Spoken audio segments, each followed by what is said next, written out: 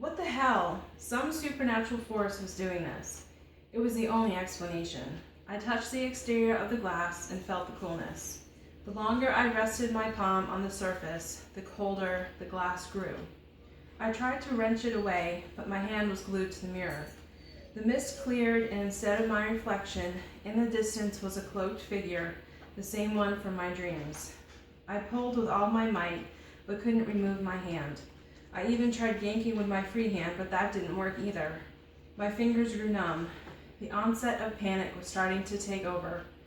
My heart throbbed in my chest, and it became increasingly difficult to breathe. The vapor wove together and solidified into an archway. A hooded figure drifted closer. Shit, this isn't a dream. This is really happening. I tugged on my hand again, but it still wouldn't give.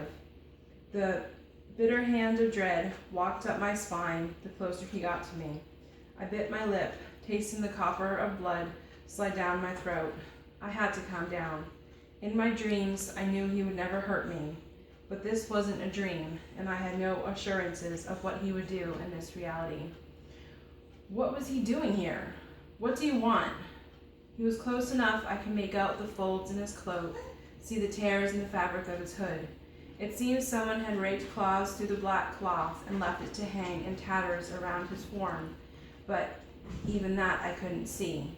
With him so close, I wasn't sure that I wanted to. His hand appeared out from underneath his robe. Time slowed when he approached, and the fog in the mirror thickened. I tugged at my hand again, but it didn't come. Everything in me had assured that his hand would be skeletal, but it wasn't.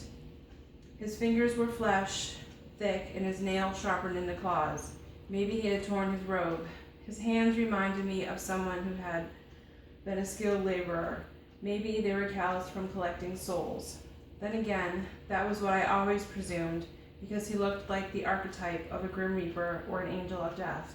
The biting cold from the mirror raided up my arm and stabbed my heart. It seemed all the blood had ceased pumping in my body.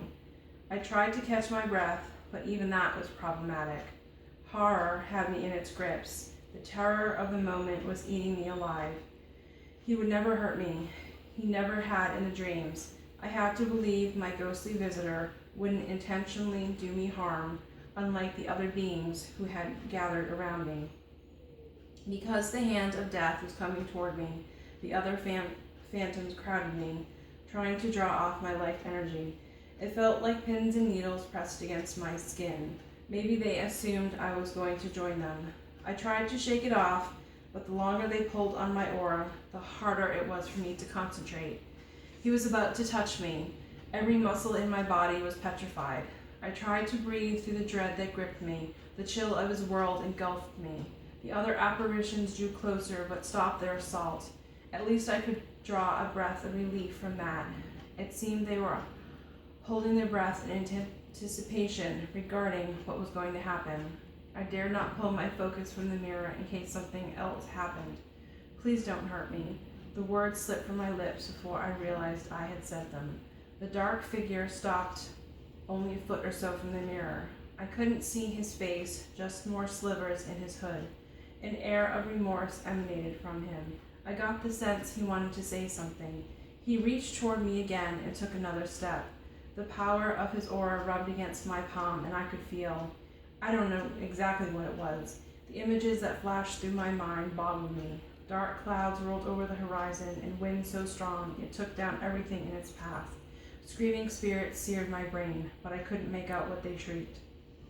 The last vision I saw was modeled. A town that was there and not there, a mausoleum and feathers. The impact I got from those visions made me question who this truly was. He stepped closer, only centimeters from touching me, but before he could, a loud bang on my front door jarred the both of us. This time I jumped and my hand came free. The power holding me captive had been broken. Another knock sounded on the door. I glanced back to the mirror and saw only my reflection. The other ghosts in the room had withdrawn, and the shadows had become themselves again.